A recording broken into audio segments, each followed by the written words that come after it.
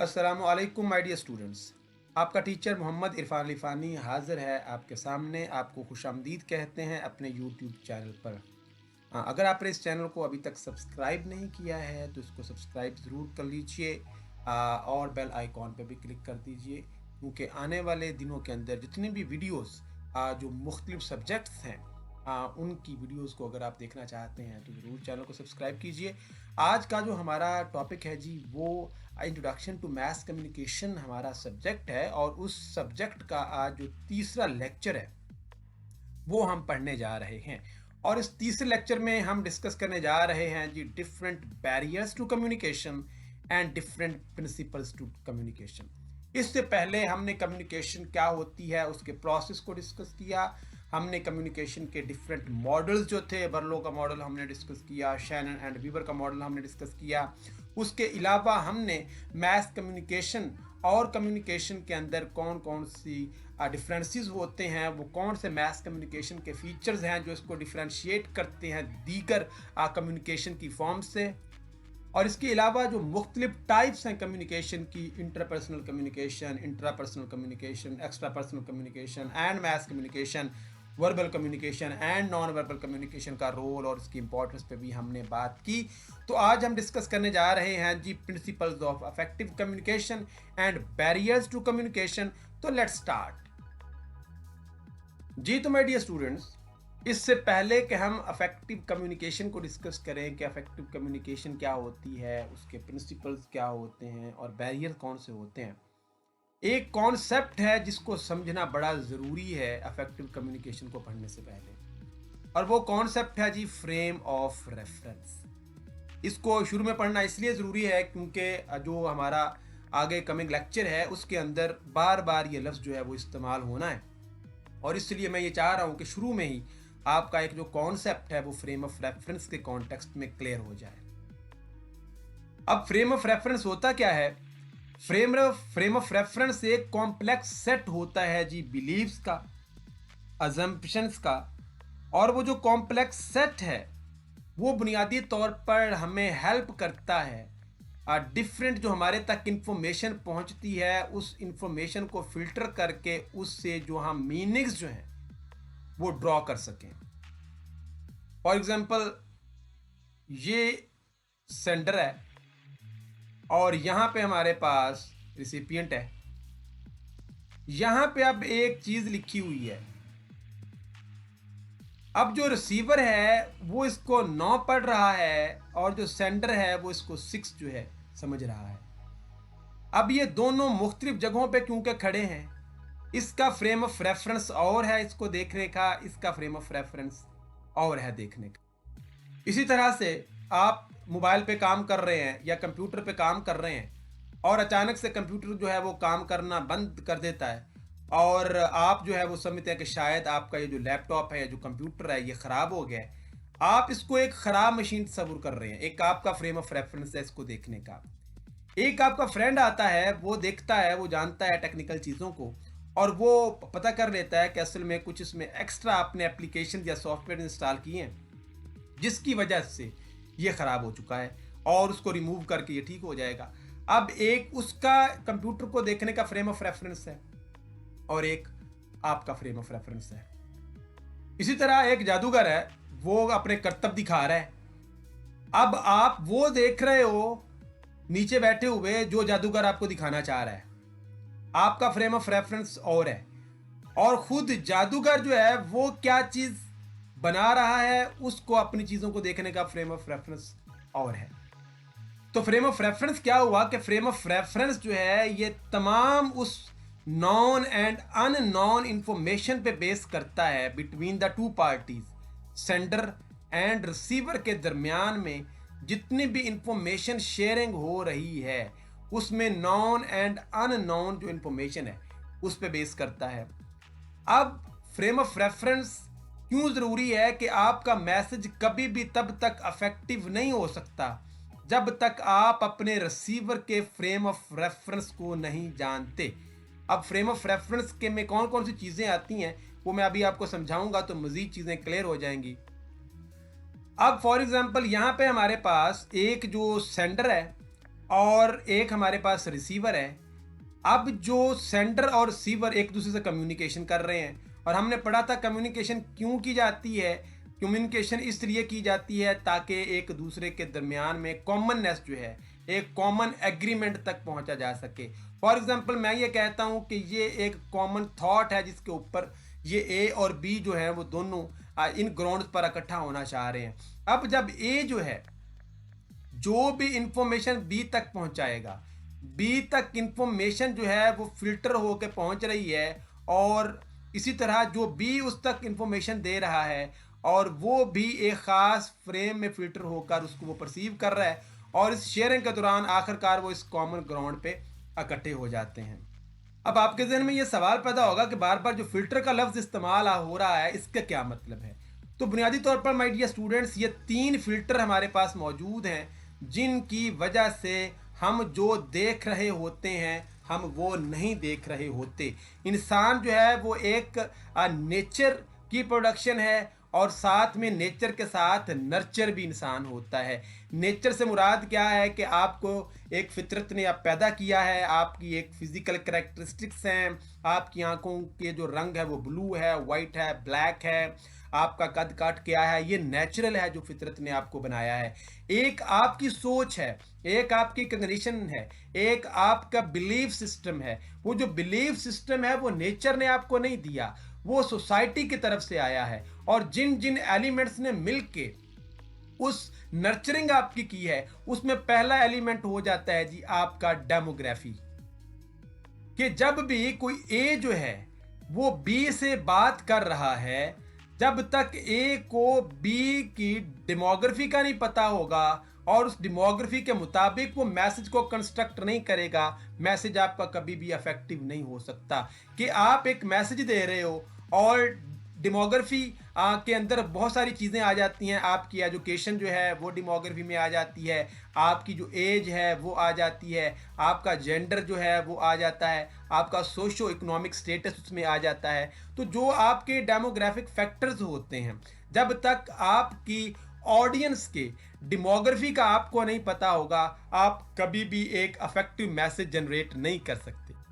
अब आप देखते हैं टीवी पे रोज जो बच्चों के लिए जितने भी एडवर्टीजमेंट आती हैं तो उनके अंदर आपको करेक्टर भी बच्चों के नज़र आएंगे, आपको बहुत सारी एनिमेशंस नज़र आएंगी, बहुत सारे वो करेक्टर्स और वो कार्टून्स जिनसे बच्चे इंस्पायर्ड होते हैं, बहुत कलरफुल। तो अपनी डेमोग्राफी को देखकर अगर उन्हीं बच्चों के लिए आप एक ऐसा मैसेज क्रिएट करें जो उनकी डेमोग्राफी के मुताबिक नहीं है, उनकी एज के मुताबिक नहीं है, तो वो कभी भी बच्चे उसको परसीव नहीं कर पाएंगे। उसके बाद आ जाता है जी आपकी एथनोग्राफिक। अब एथनोग्राफी से मुराद ये होती है कि आपकी कोई पॉलिटिकल इंक्लिनेशन भी होंगी, आपके कुछ इंटरेस्ट हैं, आप किसी खास रेस से आपका ताल्लुक है, आप एक ख़ास किस्म की एथनिसिटी या एथनिक ग्रुप से आपका ताल्लुक है, आप एक ख़ास किस्म के मज़हब के ज़ेर साया अपने अकायद को परफॉर्म करते हैं। तो ये सारी की सारी जो चीज़ें हैं ये एथनोग्राफी में आ जाती हैं। तो जब तक आपको अपनी रिसीवर के एथनोग्राफिक्स करैक्टरिस्टिक्स को मलहूज़ ख़ातर नहीं रखोगे, आप कभी भी अफेक्टिवली कम्युनिकेट नहीं कर सकते। उसके बाद आ जाता है जी हमारे पास तीसरे नंबर पे साइकोग्राफिक। जो साइकोग्राफी होती है उसमें हर इंसान की अपनी पर्सनल लाइकिंग्स एंड डिसलाइकिंग्स होती हैं। एक ही चीज़ को एक ही वक्त में 10 इंसानों से आप पूछेंगे तो वो डिफरेंट वे में उसको देखेंगे, डिफरेंट पर्सपेक्टिव में उसको एक्सप्लेन करेंगे। तो बुनियादी तौर पर फ्रेम ऑफ रेफरेंस जो है ये बेसिकली जितनी भी हमारे पास इंफॉर्मेशन पहुंचती है ये बुनियादी तौर पर 3 फिल्टर्स हैं। इन 3 फिल्टर से वो इंफॉर्मेशन फिल्टर होकर उनसे हम अपने मीनिंग्स जो हैं वो जनरेट कर रहे होते हैं। तो जब तक इन तमाम मतलब मैं इनको आपको समझने का एक आसान तरीका ये है कि एक बंदे ने जब एक ग्लासेस लगा लेता है और वो पिंक कलर के ग्लासेस हैं तो उसको पिंक ही नज़र आएगा। तो जो जिसका डेमोग्राफी होती है, जो जिसकी एथनोग्राफी होती है और जो साइकोग्राफी होती है, उसके ग्लासेस से वो दुनिया को देखता है और चीज़ों को एक्सप्लेन करता है। लिहाजा जब भी आपने अफेक्टिव कम्युनिकेशन करनी है तो आपको अपने जो रिसिपिएंट्स हैं, जो रिसीवर्स हैं, उनकी इन तमाम फ्रेम ऑफ रेफरेंसेस का ज़रूर पता होना चाहिए। उम्मीद है आपको फ्रेम ऑफ रेफरेंस की समझ आ चुकी होगी। अब हम आगे बढ़ते हैं और डिस्कस करते हैं कि अब अफेक्टिव कम्युनिकेशन क्या हो। जी, तो माय डियर स्टूडेंट्स, अभी हमने जो फ्रेम ऑफ रेफरेंस को पढ़ा कि जब तक हमको अपने रिसीवर्स के मल्टीपल फ्रेम्स का पता नहीं होगा, उसके डेमोग्राफिक जो फ्रेम्स क्या हैं, एथनोग्राफिक फ्रेम्स क्या हैं, उसके साइकोग्राफिक फ्रेम्स क्या हैं, और जब हम उन फ्रेम्स के अंदर अपना मैसेज क्रिएट नहीं करेंगे, तब तक जो है वो उन रेफरेंस के अंदर जब तक मैसेज क्रिएट नहीं होगा, तो तब तक वो प्रॉपर फ्रेम नहीं हो सकता। तो हमको अपने मैसेज को उन रेफरेंसेस में फ्रेम करना है, वो जो रेफरेंसेस हमारे रिसीवर के साथ जिनका ताल्लुक होता है। तो अब हम डिस्कस करते हैं जी अफेक्टिव कम्युनिकेशन को।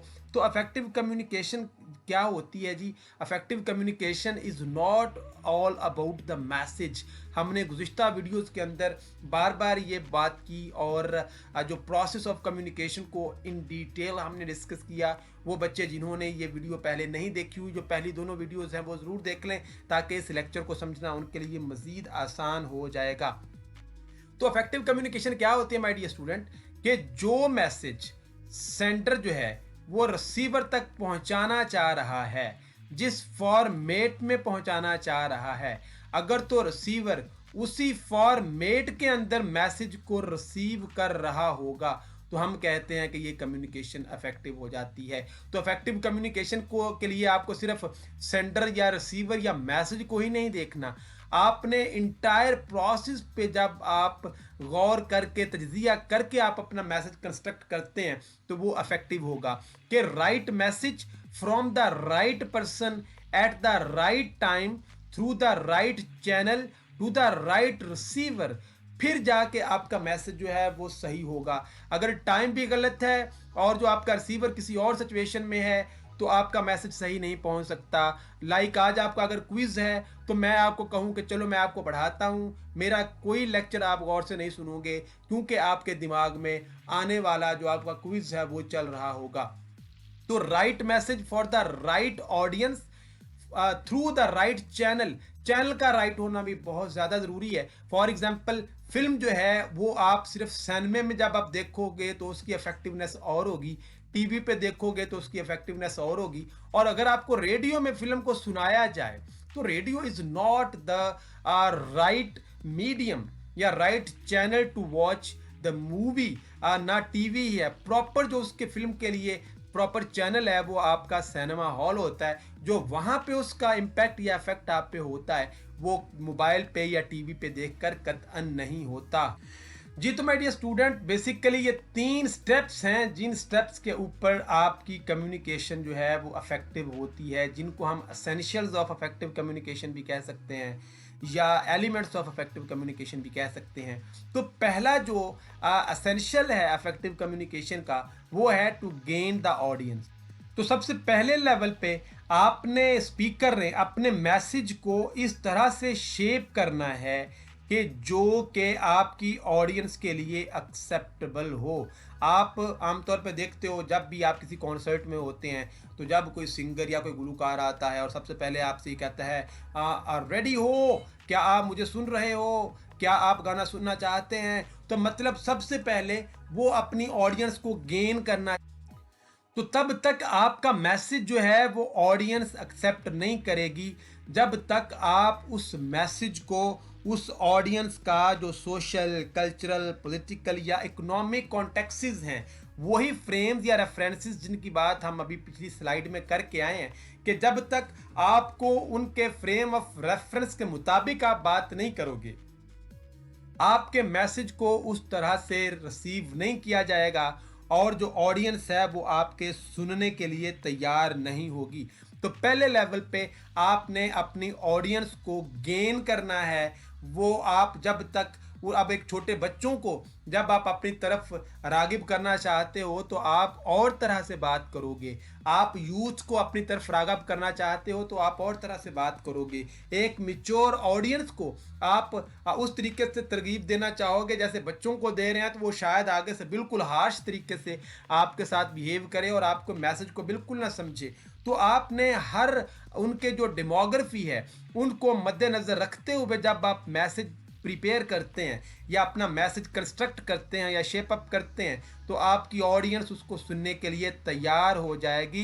तो इस स्टेप को कहते हैं टू गेन द ऑडियंस। अब दूसरे लेवल पे माय डियर स्टूडेंट्स, आपने अपने जो ऑडियंस है, आपने अब गेन तो कर लिया, उनको तैयार भी कर लिया कि वो आपको सुने। मे बी आपने डाइस पे आके एक अच्छा सा शेर पढ़ दिया हो और लोग आपकी तरफ रागिब हो गए हो, या आपने कोई भी कोट ऐसी की हो जिससे लोग मोटिवेट हो गए हो, या आपने कोई लतीफ़ा सुना दिया हो कि लोग, आपने गेन तो कर लिए। अब जब तक आप उनके एग्जिस्टिंग नॉलेज के मुताबिक अपनी डिस्कशन को नहीं करेंगे, ऑडियंस बोर होना शुरू हो जाएगी। अगर आप यूथ को पढ़ा रहे हैं और यूथ को पढ़ाते हुए अगर आप फिलोसॉफिकल बात करना शुरू कर देंगे तो ऑटोमेटिकली बहुत जल्दी वो जमाइयाँ लेना शुरू कर देंगे।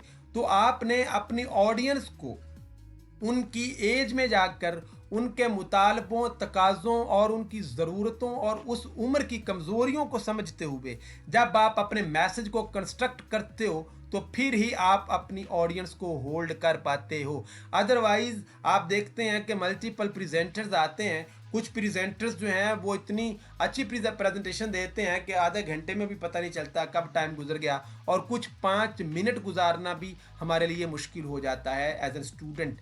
तो दूसरे लेवल पे आपका जो मैसेज है वो आपकी जो ऑडियंस है, उस ऑडियंस के जो एग्जिस्टिंग नॉलेज, उनका जो बिलीफ सिस्टम, उनका जो वैल्यू सिस्टम है, अगेन जो डेमोग्राफिक्स हैं उनकी या फ्रेम ऑफ रेफरेंस है, उसको मद्देनजर रखते हुए जब आप कंस्ट्रक्ट करोगे तो आपकी ऑडियंस आपके मैसेज के ऊपर फिर खड़ी रहेगी और उसको सुनती रहेगी। अब हमारे पास आ गया जी तीसरा लेवल।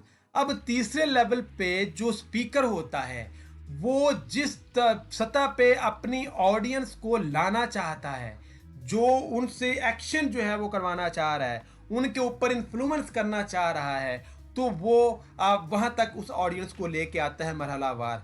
तो उसके लिए भी वो अपनी ऑडियंस को कन्विंस करता है टू टेक दैट एक्शन जिसके लिए वो कम्युनिकेट कर रहा है। फॉर एग्जाम्पल वो चंदा इकट्ठा कर रहा है किसी स्कूल के लिए, वो गरीबों के बच्चों को पढ़ाता है, तो आप लोगों को बहुत सारी स्टोरी सुना के जो है वो बहुत इमोशनल भी कर देता है और सस्टेन भी कर देता है। अब वो आखिर में कहता है कि अब आपको हमें जी वो स्कूल के लिए चंदा रिक्वायर्ड है। तो अब आप पे जो इन्फ्लुएंस है, इन्फ्लुएंस का मतलब to prepare you to take some actions towards the message. तो वो जो स्पीकर है उसने उन तमाम बैरियर्स को रिमूव करना है उस सेक्शन के लिए, जो स्पीकर के दरमियान में और जो रिसीवर है उसके दरमियान में मौजूद हैं।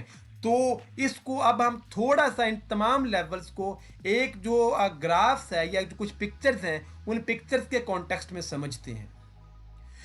ये माय डियर स्टूडेंट्स आपको एक तस्वीर नजर आ रही है और इस तस्वीर के अंदर आपको मल्टीपल इमोशंस जो हैं वो ऑडियंस के नजर आ रहे हैं। स्पीकर जो है वो बोल रहा है, वो बात कर रहा है और अपना जो बात है वो लोगों तक पहुंचा रहा है। पहला लेवल हमने पढ़ा था टू गेन द ऑडियंस।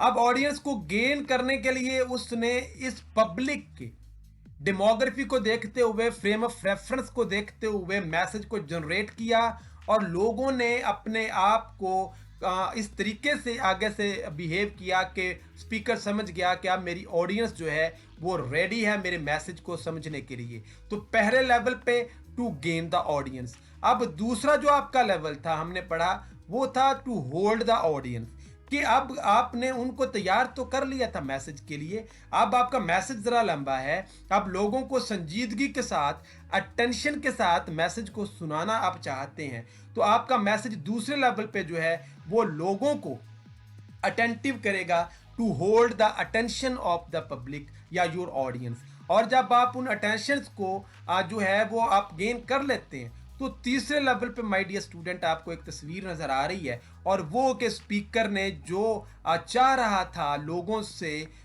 जिस तरह का रवैया, तो वो रवैया उनको नज़र आता है कि लोग क्लैप करते हैं और उसकी जो बात होती है उसको अप्रिशिएट करते हैं। और ये वो लम्हा होता है माय डियर स्टूडेंट जब आप इन्फ्लुएंस करते हैं आप अपनी ऑडियंस को। लिहाजा ये तमाम जो मरहले हैं, पहला मरहला जो है वो आपका to hold the audience, to gain the audience, to hold the audience, और तीसरे मरहले पे टू इन्फ्लुएंस द ऑडियंस। ये एक स्टेप के बगैर जो है वो मुकम्मल हो ही नहीं सकता, और वो आपका स्टेप है जी frame of reference. Again frame of reference, कि जब तक आपका जो मैसेज है उन तमाम रेफरेंसेस में फ्रेम होगा।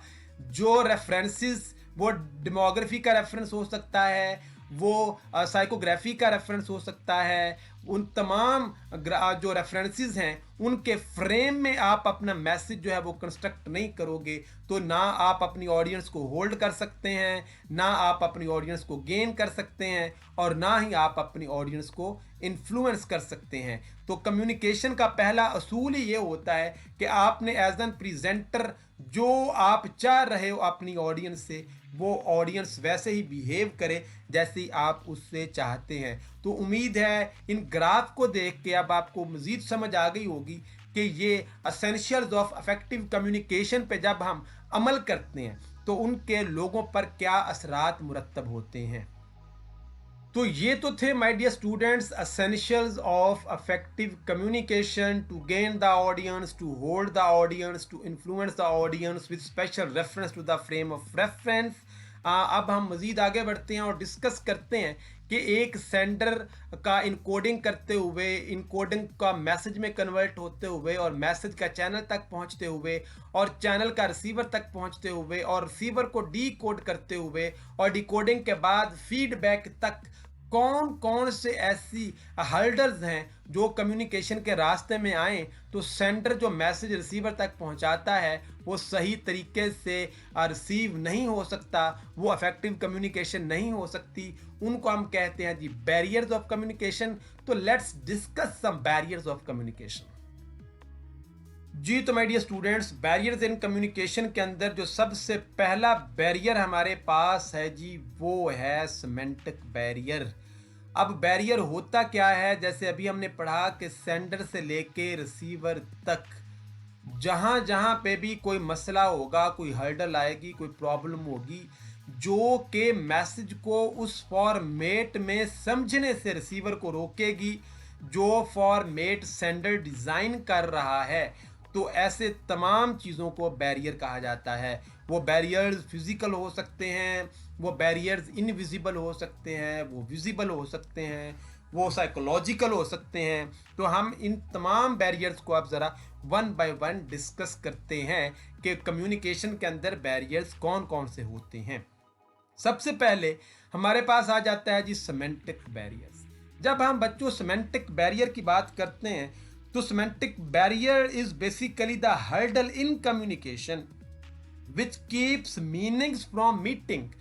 कि एक सेंडर के जहन में मीनिंग है, मैसेज है और वो एक ख़ास पैगाम रिसीवर तक पहुंचाना चाह रहा है, लेकिन रिसीवर उसको उस फॉर्मेट में नहीं समझ पा रहा जिस फॉर्मेट में रिसीवर जो है वो मैसेज दे रहा है। या आमतौर पर बहुत बहुत दफ़ा हमारी लाइफ में ये होता है कि हम जो बात दूसरे से करते हैं वो बिल्कुल एक डिफरेंट पर्सपेक्टिव से और डिफरेंट इंटेंशन के साथ कर रहे होते हैं, लेकिन जो रिसीवर होता है वो मैसेज को बिल्कुल डिफरेंट वे में उसके ऊपर रिएक्ट करता है। तो इसका मतलब ये होता है कि कहीं ना कहीं हमारे और रिसीवर के दरमियान में मैसेज को जो हमने कन्वे किया है कोई ऐसा बैरियर आ चुका है जिसकी वजह से उसने वही मीनिंग्स एसोसिएट नहीं किए मेरी बातों से जो मीनिंग्स मैं उस तक पहुंचाना चाह रहा हूं। फॉर एग्जाम्पल, आप एक बार में जाते हैं और बार में ऊपर लिखा हुआ है जी women are not permitted to have children here. अब ये एक सेंटेंस है, एक बंदा जाता है अपनी वाइफ के साथ, वो उसको कैसे परसीव कर रहा है और कोई दूसरा कैसे परसीव कर रहा है। आप इसको पढ़ के क्या परसीव कर रहे हैं, क्या मतलब अखज़ कर रहे हैं, ये आप मुझे कमेंट सेक्शन में बता सकते हैं। तो जो सिमेंटिक बैरियर्स होते हैं ये बुनियादी तौर पर जब डिसकंस्ट्रक्शंस ऑफ द वर्ड्स हो, सिग्नल्स हो या सेंटेंस की कंस्ट्रक्शन में कुछ ऐसा मसला हो जाए या फिर ऐसी तमाम फैक्टर्स जिनकी वजह से हमारी जो रीडिंग है उनको हम कॉम्प्रीहेंशली जो रीड आउट नहीं कर सकते हैं, हम उनको प्रॉपरली कॉम्प्रीहेंड नहीं कर सकते हैं सेंटेंस को, क्योंकि एक लफ्ज़ के जो है वो मल्टीपल मीनिंग्स हो सकते हैं। तो हमारी रोज़मर्रा की ज़िंदगी में हमारे बहुत सारे जो मसले होते हैं वो इन सिमेंटिक बैरियर्स की वजह से होते हैं कि हम बात किसी और पर्सपेक्टिव में कर रहे होते हैं और उसको गलत तरीके से फिर परसीव किया जाता है और उसके बाद जो है वो हम हर रोज़ बॉस अपने बाज़ औक़ात जो है एम्प्लॉय को कोई काम कहता है, तो एम्प्लॉय जब काम करके आता है तो आप हैरान हो जाता है बॉस के, हैं मैंने इसको तो ये कहा था, ये क्या करके आ गया है। तो सेमेंटिक बैरियर का मतलब हर रोज़ हमारी लाइफ में ऐसे मसले होते हैं कि हम कह कुछ और रहे होते हैं, जो रिसीवर होता है वो उसको बिल्कुल डिफरेंटली परसीव कर रहा होता है, और वो जो परसेप्शन ऑफ वर्ड होती है वो due to the different culture हो सकती है, बिलीफ हो सकती है, लैंग्वेज हो सकती है। तो दीज आर द फैक्टर्स जिनकी वजह से कोई भी जो मैसेज है वो रॉन्गली परसीव होता है। ऐसे बैरियर्स को कहा जाता है सेमेंटिक बैरियर्स। जब हम लिंग्विस्टिक की हिस्ट्री को पढ़ते हैं तो हर लफ्ज़ के हमें जो है वो मल्टीपल मीनिंग्स नज़र आते हैं। लफ्ज़ से मुराद ईच एंड एवरी साउंड जो भी ह्यूमन बीइंग कैन प्रोड्यूस, आप वो अल्फ़ाबेट्स की शक्ल में हो, किसी भी ज़ुबान में हो, चाइनीज़ में आप कोई साउंड प्रोड्यूस कर रहे हैं, उर्दू में कर रहे हैं, अरबी में कर रहे हैं, इंग्लिश में कर रहे हैं, पर्शियन में कर रहे हैं, हर एक के 10 से 15 मीनिंग्स जो हैं वो वर्ल्ड वाइड होते हैं। अब हर शख्स अपने कल्चर, अपनी लैंग्वेज, अपने सोशो इकोनॉमिक स्टेटस और अपने डेमोग्राफी की बेस पे और अपनी साइकोग्राफी के रेफरेंस में उसको फ्रेम आउट करता है मीनिंग्स को। तो ऐसे तमाम बैरियर्स जो कि मीनिंग्स की डिसकंस्ट्रक्शन की वजह से होते हैं उनको सेमेंटिक बैरियर्स कहा जाता है। अब जिस सेमेंटिक बैरियर के बाद हम डिस्कस करते हैं दूसरे नंबर पे जी फिजिकल बैरियर्स को। अब जो फिजिकल बैरियर्स होते हैं कम्युनिकेशन के अंदर, तो हर वो फिजिकल टेंजिबल चीज़ जो कि सेंडर और रिसीवर के दरमियान में आ जाए, वो सेंडर और कोडिंग के दरमियान में हो, सेंडर और मैसेज के दरमियान में हो, मैसेज और चैनल के दरमियान में हो, या चैनल या रिसीवर के दरमियान में हो, कोई भी फिजिकल फिनोमिना जो कि टेंजिबल फिनोमिना, तो ऐसे तमाम बैरियर्स को हम फिजिकल बैरियर्स कहते हैं।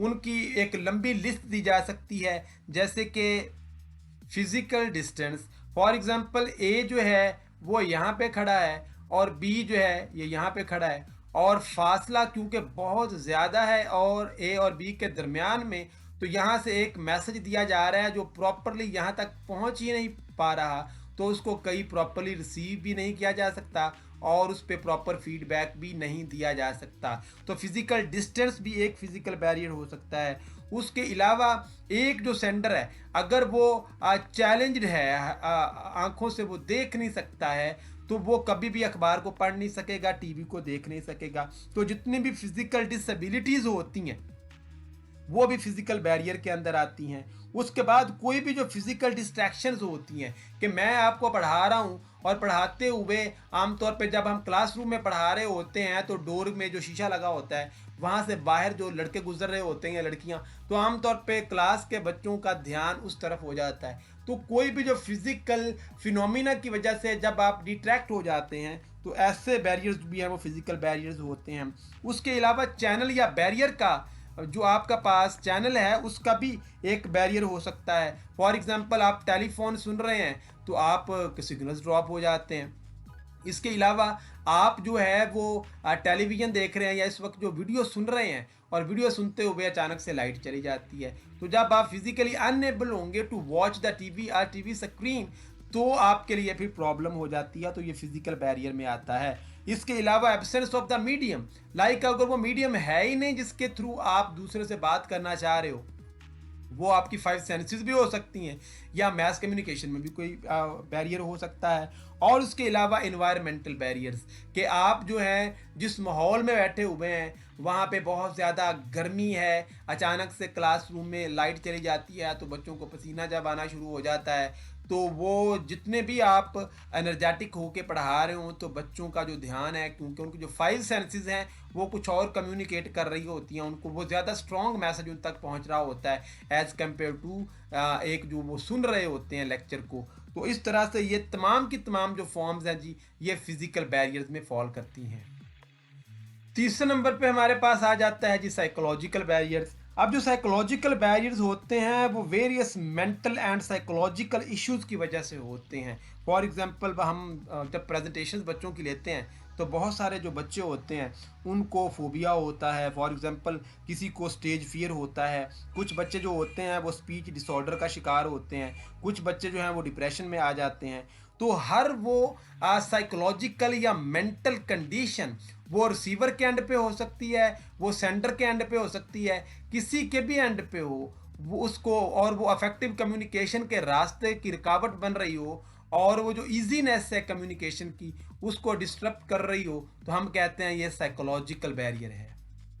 तो साइकोलॉजिकल बैरियर क्या हुआ कि psychological barrier is basically the power और influence of the psychological state.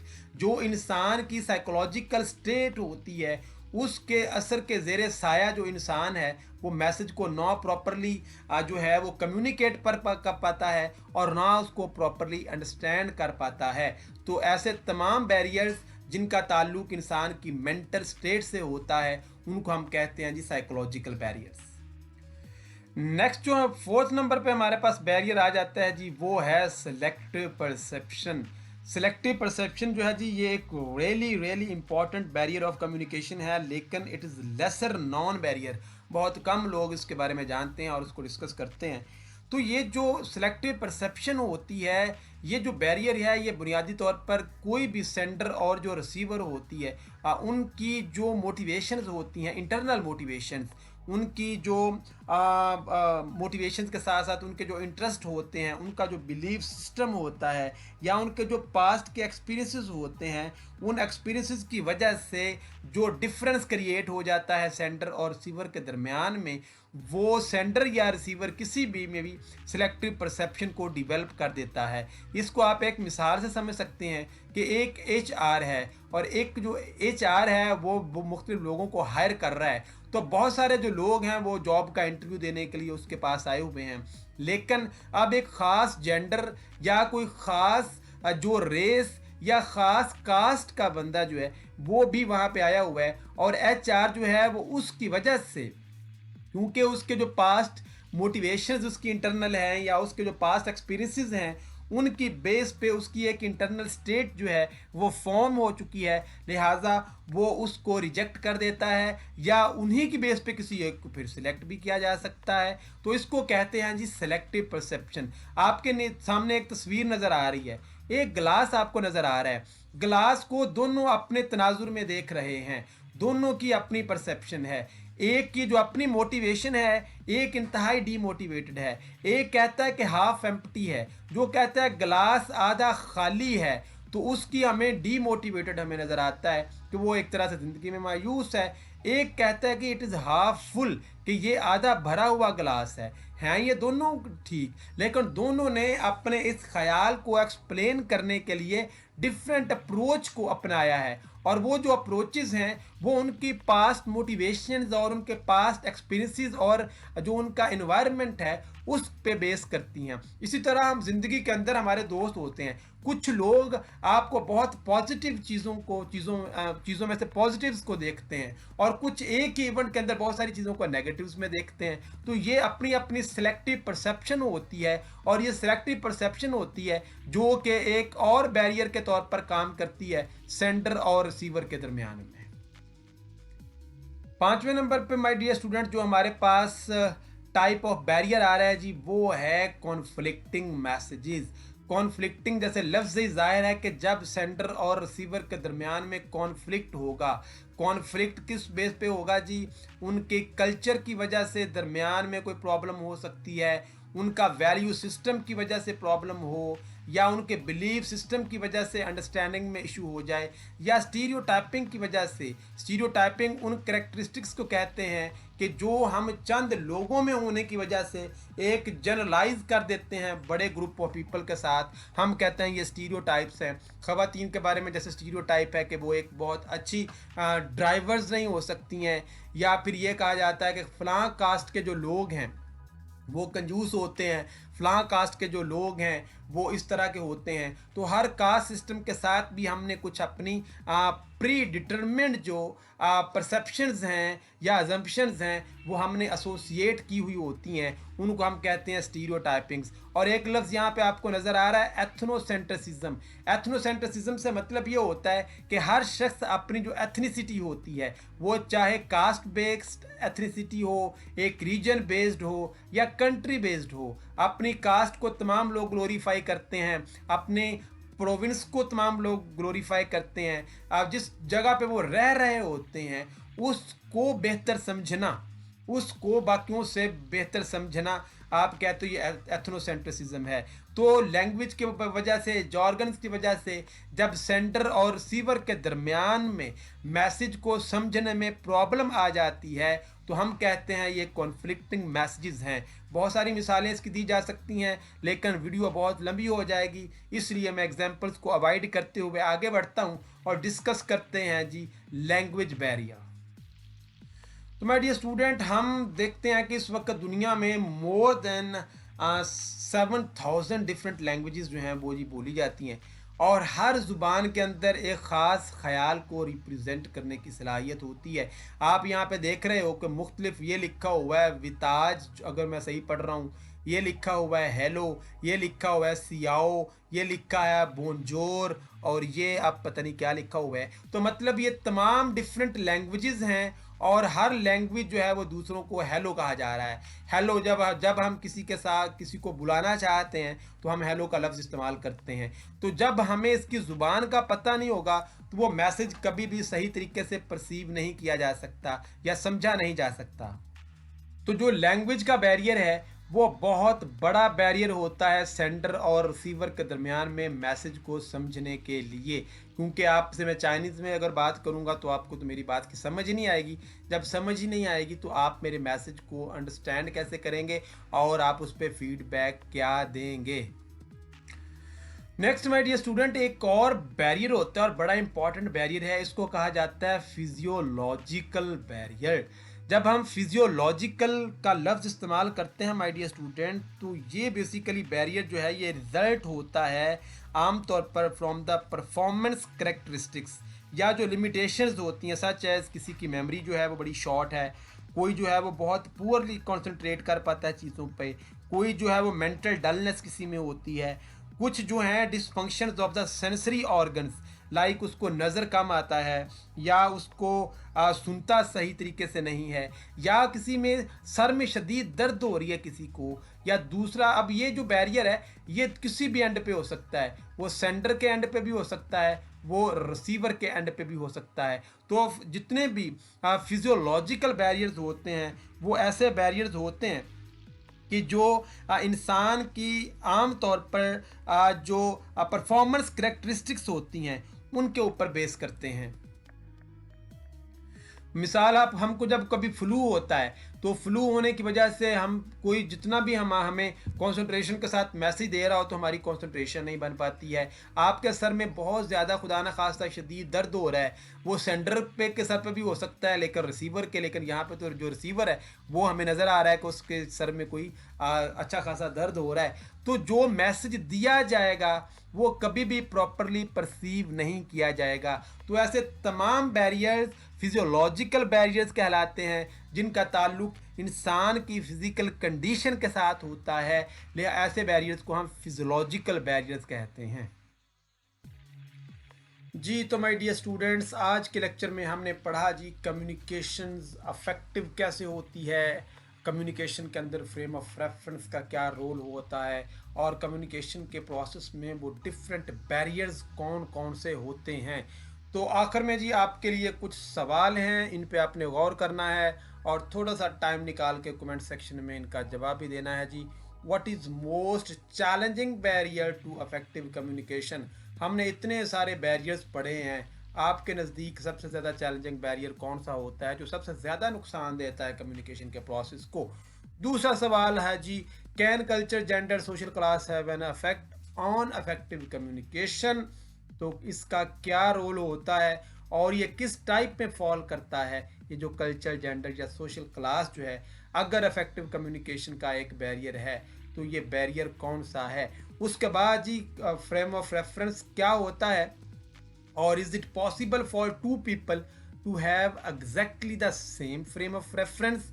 आप क्या समझते हैं, क्या दो मुख्तलिफ अशखास जो हैं वो एक ही तरह का फ्रेम ऑफ रेफरेंस रख सकते हैं, और what are some examples of a frame of reference. ये आपने देना है जी कमेंट सेक्शन में इसके जवाबात। आज के इस लेक्चर से जी आपका टीचर मोहम्मद इरफान अली फ़ानी आपसे इजाज़त चाहता है। अगर आपको लेक्चर पसंद आया है तो आप चैनल को ज़रूर सब्सक्राइब कीजिए, कमेंट सेक्शन में अपनी फीलिंग्स का इजहार कीजिए, और अपने उन दोस्तों से भी शेयर कीजिए जो कि CSS और PMS के अंदर जर्नलिज्म को पढ़ रहे हैं, क्योंकि ये PMS और CSS के अंदर जो है वो ये दोनों टॉपिक्स जो हैं ये PMS के सिलेबस का हिस्सा हैं मैथ्स कम्युनिकेशन में। अपने टीचर मोहम्मद इरफान अली फ़ानी को दीजिए इजाज़त। अल्लाह ताला आपको आपके हर इम्तिहान में कामयाबी व कामरानी अता फरमाए। अल्लाह हाफ़िज़ नासिर फ़ी अमान अल्लाह।